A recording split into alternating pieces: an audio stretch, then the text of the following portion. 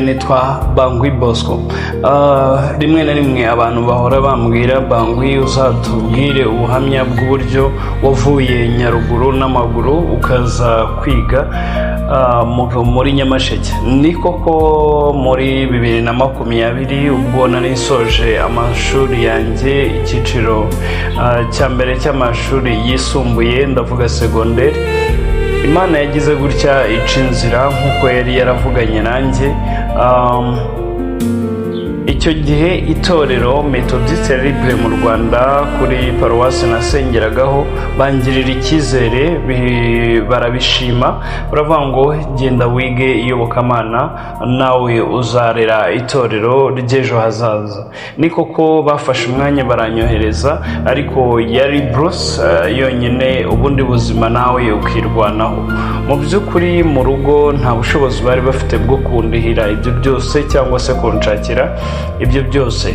Nkiri mu rugo naratekerezaga nkavuga ati ubwo mbonye umuntu ndihira ibindi byose bizagenda byikora. Ni koko nari umwana wavukiye mu cyaro, ababyeyi banshakira ibyo kurya, nkavuga ati byibuze muri icyo gice ngiyemo cya Nyamasheke nimba hari abahinzi nzajya ngenda ndebe umuntu mpingira muri weekend, ndetse mutwarire n'ifumbire ku cyumweru, hanyuma noneho narangiza ampembe yenda nk'ibishyimbo, ampe n'ibijumba bizantunga mu minsi yindi ikurikiyeho.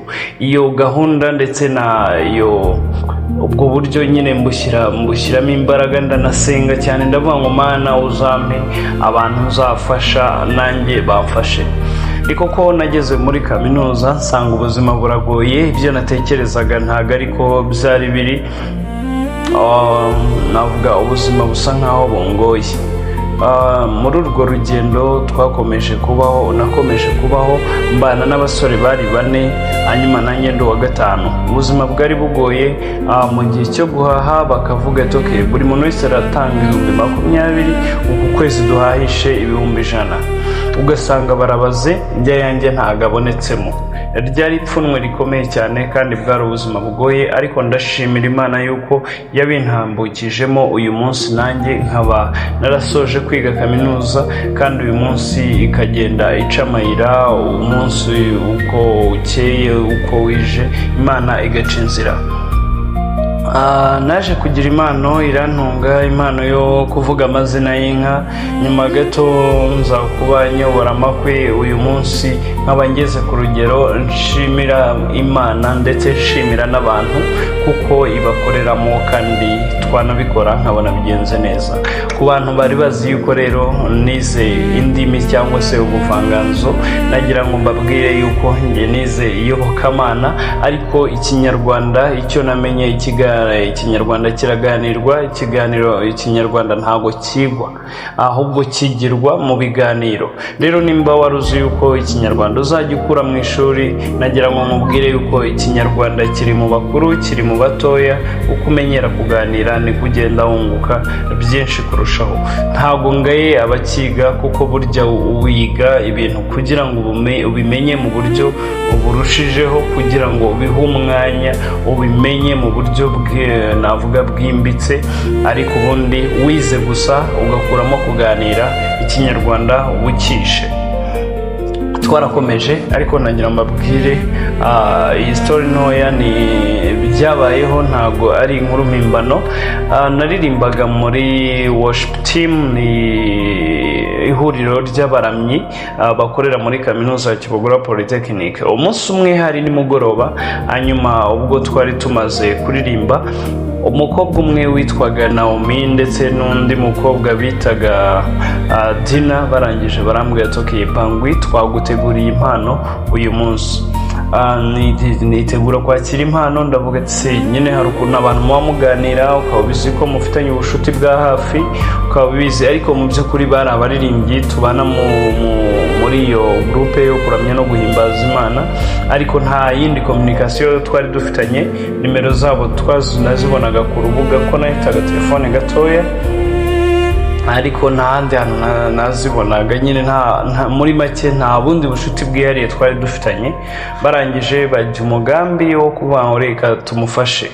bambonye mu inzara nari mfite, barangije baragenda bagura ifu y'igikoma, barangije bafata kano kantu bita agatekawe. Abantu biga muri kaminuza murakazi, bafata tekawe, barangije bayishyiramo ya fu y'igikoma, bashyira muri envelope barafunga. Barayimpaye, njye nakoraho nkajya numva ni radiyo, bitewe n'uko icyo gihe nakundaga kuririmba, ndavuga ati wow, bampaye radiyo kugira ngo ni improvinge mu miririmbire yanjye, kugira ngo byibuze radiyo bampaye ijye imfasha. Nuko byagenze. Naratashye mfite amatsiko kureba nyine ubwoko bw'iyo radiyo, ko nakoraga mu nguni z'ako gatekawe nkumva ni radiyo pe. Hanyuma ngeze mu rugo ndafungura, mbona nako gatekawe. Nkimara gufungura mbona harimo ifu y'igikoma, nereka abavandimwe banjye. Hanyuma turangije dutekamo igikoma uwo munsi, dushima Imana. Ubwo urumva nanjye iyo fu banyweye uwo munsi yari yavuye kuri njye, kuko it's my gift. Hanyuma ubuzima bwarakomeje, haba ibyo kwambara ntabwo byari birenze, nambaraga silipa n'ikabutura nkigira mu kigo.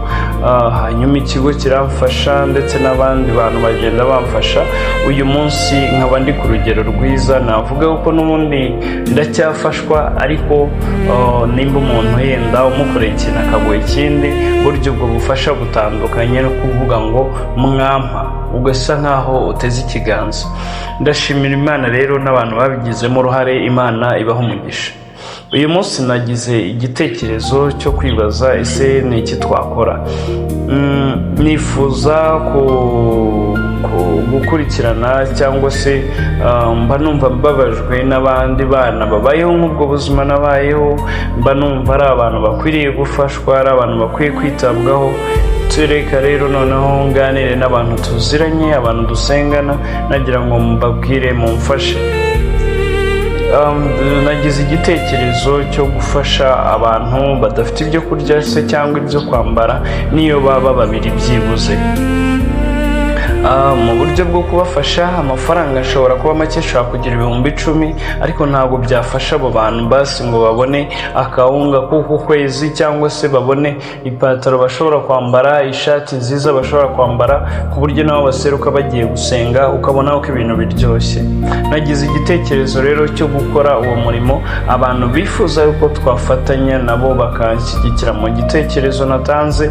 N'ubundi murampamagara kuri nimero yanjye, hanyuma turushaho kwaguka dukundana, kandi urukundo rufatika, urukundo rufite ibyo rushingiyeho, urukundo rushingiye mu gufashanya, urukundo rushingiye mu kuzamurana, urukundo rushingiye mu kumvana, urukundo rushingiye mu gusabana.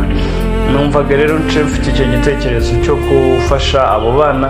Hanyuma nimba ubikunze, cyangwa se warize mu kigo nizeho, cyangwa se nawe ubwo buzima warigeze uhura nabwo, uyu munsi Imana ikaba hari icyo yakoze, reka nawe ugire icyo ukora uyu munsi. Njye nitwa Bangwi Bosco, ndabakunda cyane kandi mbahorane. Nimba hari ahantu Imana yagukuye, gerageza uhibuke, hanyuma ubone utekereze ko Imana yenda kukugeza, kuko burya byanga bikunze urebye neza, aho uri ntago ariho wahoze, kandi aho ugeze ntago ari imbaraga zawe yenda ngo washyizemo ngo ibishoro bifatika, oya, ndetse naho uzajya Imana ihazi neza. Ntiwihebe rero, kandi ukomere, wizere, Imana iracyari kumwe nawe. Ndabakunda cyane. Njye nitwa Bangwi Bosco.